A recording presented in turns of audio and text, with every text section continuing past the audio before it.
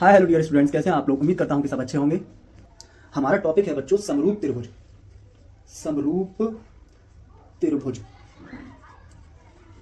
समरूप त्रिभुज में समरूपता समरूपता समरूपता समरूपता को कैसे हम जज करेंगे, कैसे हम पता करेंगे कि यहां पर ये दोनों त्रिभुज समरूप हैं या नहीं है, क्या नियम होंगे, तो कौन कौन सा वाला रूल लगेगा, कौन कौन सा वाला रूल लगेगा। अब समरूपता की कितनी कसौटियां हैं, कितने क्राइटेरिया हैं समरूपता के। हमने 3 क्राइटेरिया आपको ये तीनों पढ़ाए हैं, इनको सिद्ध करके दिखाया है। एक एसएसएस मैंने आपको पढ़ाया है, ट्रिपल ए पढ़ाया है जो सिर्फ डबल ए से भी जिसमें काम चल जाता है, और तीसरा मैंने आपको एसएएस भी बच्चों पढ़ाया है। ये तीनों आपको मैंने पढ़ाए हैं, आप देखकर आ सकते हैं तो आपको और अच्छा लगेगा। ठीक है, वीडियो पड़ी हुई है चैनल पर। तो बच्चों समरूपता के ये 3 रूल है। अगर मैं इस रूल की बात करूं तो ये रूल क्या कहता है, क्या करता है, जैसे कि हमारे पास कोई 2 त्रिभुज है। ये हमारे पास 2 त्रिभुज है, एक त्रिभुज है ए बी सी और एक त्रिभुज है पी क्यू आर।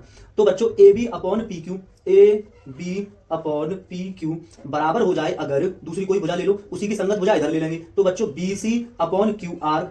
फिर बच्चों तीसरी बची भुजा ये इसके संगत है, तो बच्चों ए सी अपॉन पी आर। अगर इस भुजा के साथ जो रेशियो है, और इस भुजा के साथ जो अनुपात है, और इस भुजा के साथ जो अनुपात है, अगर ये तीनों अनुपात बराबर होंगे तो हम कहेंगे कि ये दोनों त्रिभुज समरूप त्रिभुज है। तो हम इस कसौटी से बता सकते हैं कि दोनों त्रिभुज समरूप त्रिभुज है। इस कसौटी का मतलब होता है ये चेक करके, ये चीज चेक करके। समझ पा रहे हैं आप। अब इस कसौटी का क्या मतलब है, इस क्राइटेरिया का क्या मतलब है, तो देखते हैं जरा।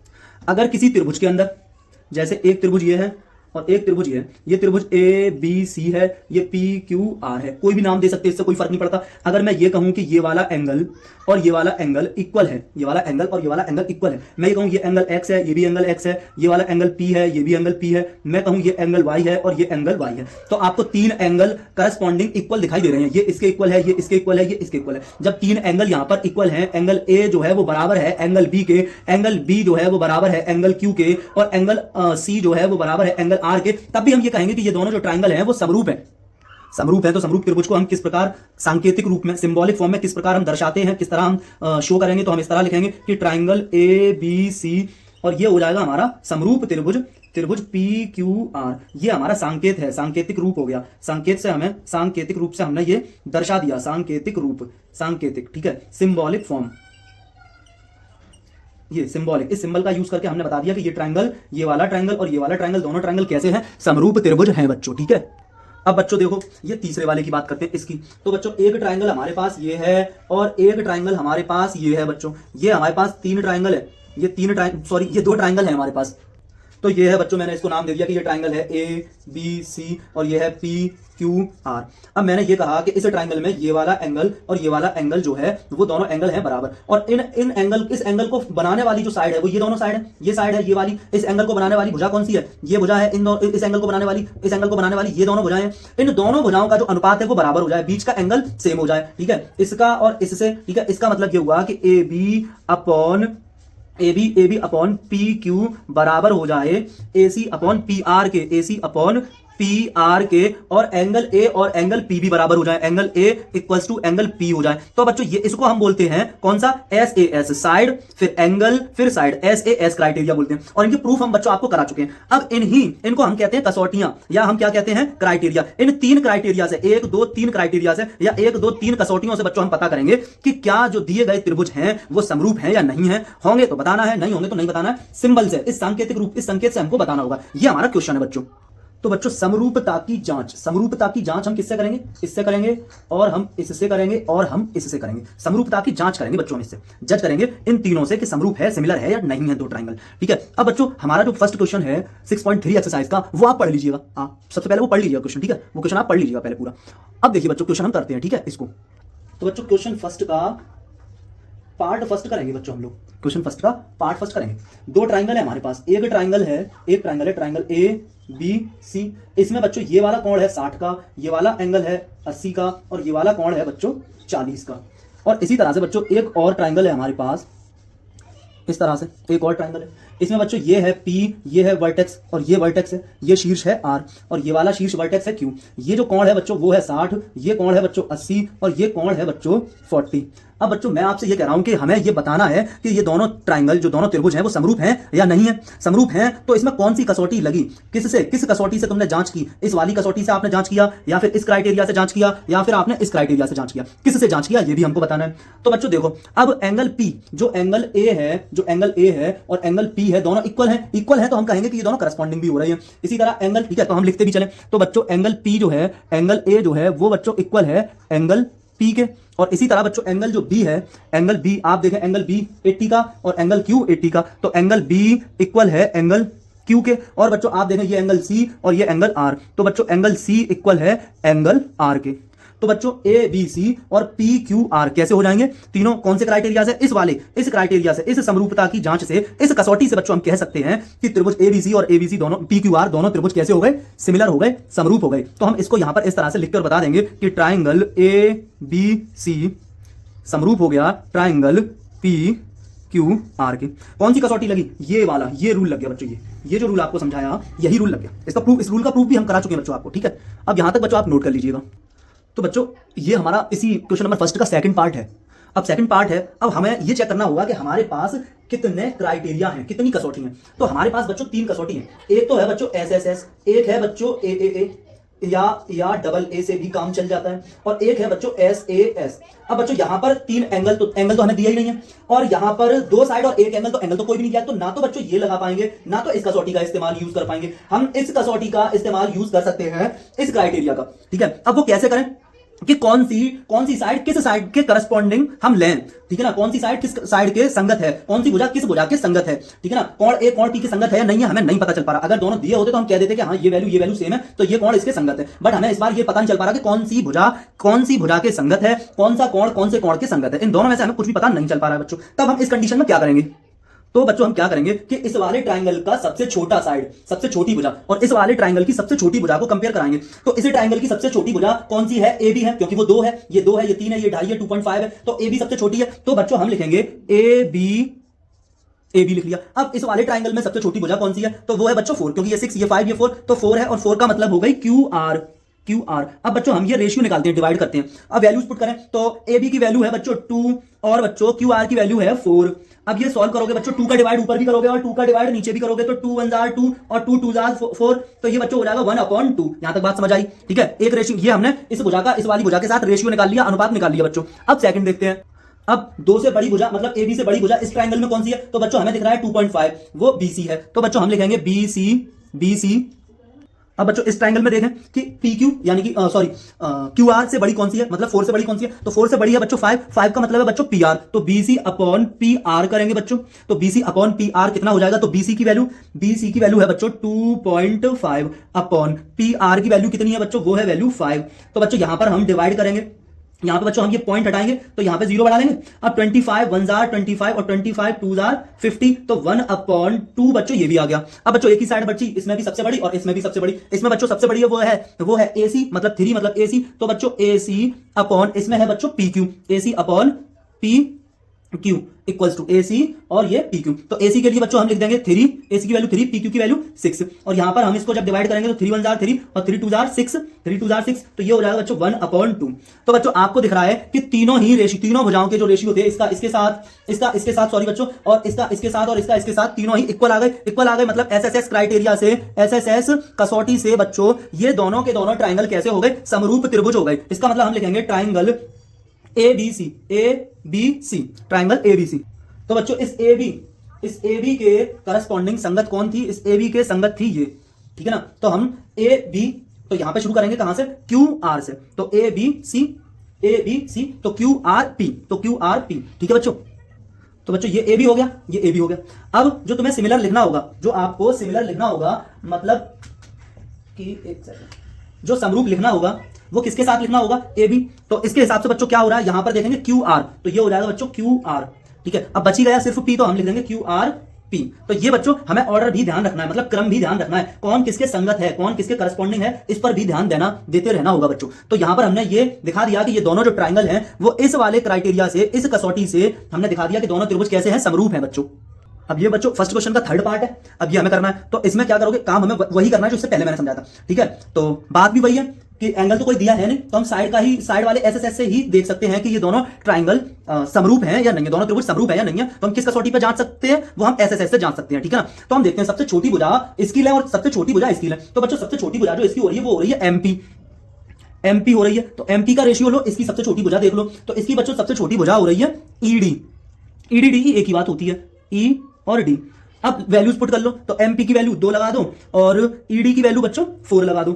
कितनी लगा दी, 4। तो बच्चों 2 1 जार 2 और 2 2 जार 4, तो 1/2 आ गया इन दोनों साइड का रेशियो, ठीक है। अब इससे बड़ी मतलब बीच वाली इससे बड़ी हो और फिर तीसरी किसी से छोटी हो, तो वो ये हो गई, इससे बड़ी बच्चों ये हो रही है 2.7 का मतलब बच्चों क्या हो जाएगा, एमएल या एलएम एक ही बात होती है, एमएल या एलएम वो एक ही बात होती है। अब इस ट्राइंगल में लोगे इससे बड़ी तो वो है बच्चों ईएफ इक्वल्स टू बच्चों कितना हो रहा है, तो एमएल के लिए लिखोगे बच्चों 2.7, ईएफ की वैल्यू लिखोगे तो बच्चों लिखोगे 5।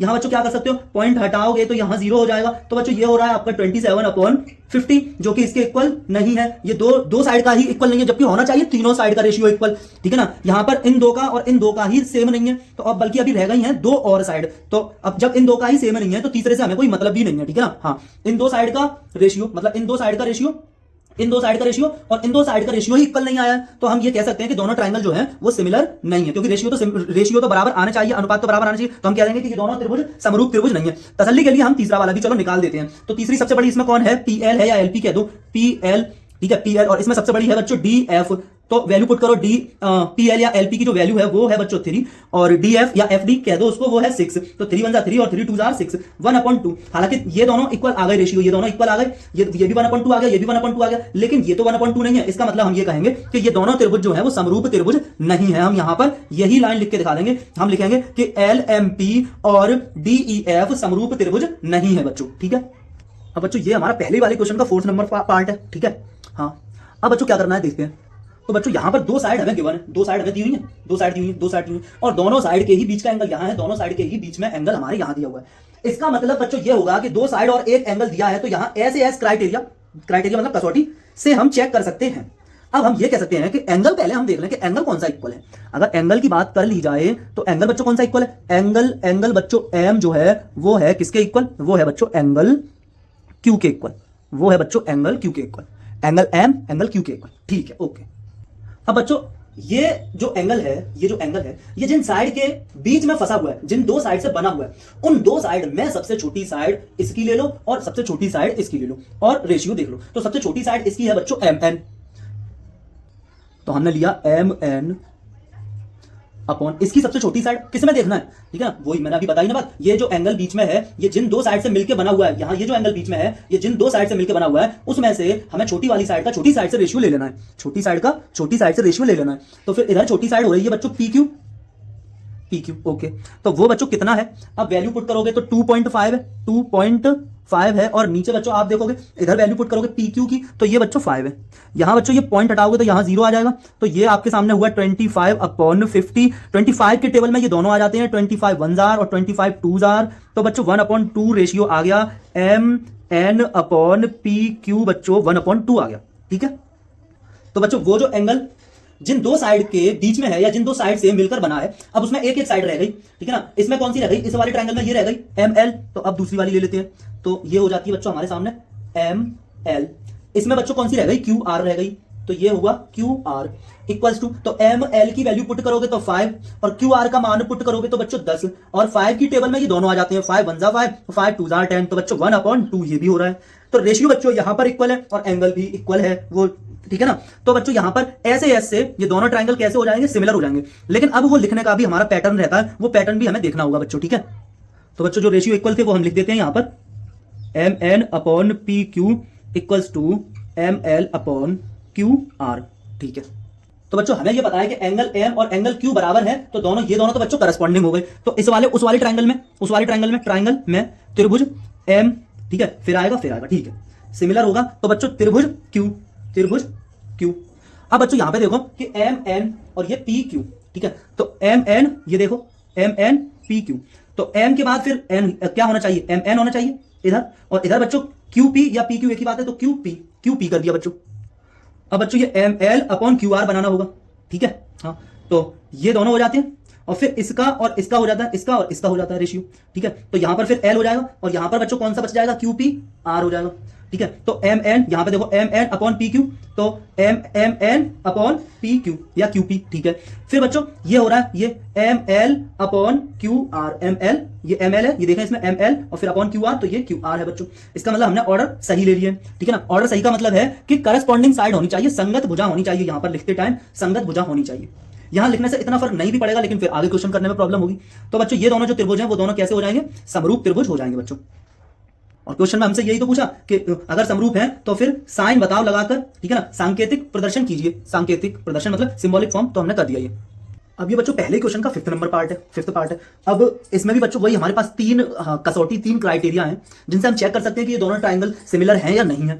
तो बच्चों हम देखें अगर, तो यहाँ पर एक एक एंगल दिया हुआ है और दो दो साइड भी दी हुई है, लेकिन जो एंगल दिया हुआ है, यहाँ पर जो एंगल दिया हुआ है, तो उसके लिए जो साइड दी है तो वही साइड दी है जिनसे एंगल बना है, लेकिन यहाँ पर जो एंगल दिया है, यहाँ पर जो साइड दी है वो साइड नहीं दी है जिनसे ये एंगल बना है। तो फिर बच्चों हम यहाँ पर ये तो चेक कर ही नहीं पा रहे कि ऐसे ऐसे तो यहाँ पर लगा नहीं पा रहे और ऐसे ऐसे यहाँ पर लगा नहीं पा रहे, और ऐसे ऐसे लगाने के लिए तीनों साइड पता होनी चाहिए। मतलब ये साइड जो हमें पता नहीं है एसी, ये भी पता होनी चाहिए, ये डीई भी पता होनी चाहिए, और डबल ए या ट्रिपल ए पता लगाने के लिए हमें दो एंगल या फिर तीन एंगल पता होने चाहिए।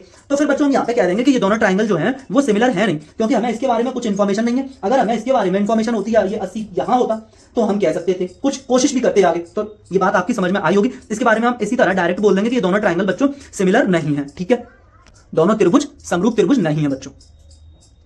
अब बच्चों ये दो ट्राइंगल के लिए मैं बात करूं, यहां पर साइड तो कोई दी नहीं है, एंगल जरूर दो दिए हुए हैं। तो हमारे पास जो रूल है वो है ट्रिपल ए से हम जांच करते हैं, चेक करते हैं, ठीक है ना। एक कसौटी है, एक क्राइटेरिया है, और दूसरा हमारे पास डबल ए का भी क्राइटेरिया कसौटी है।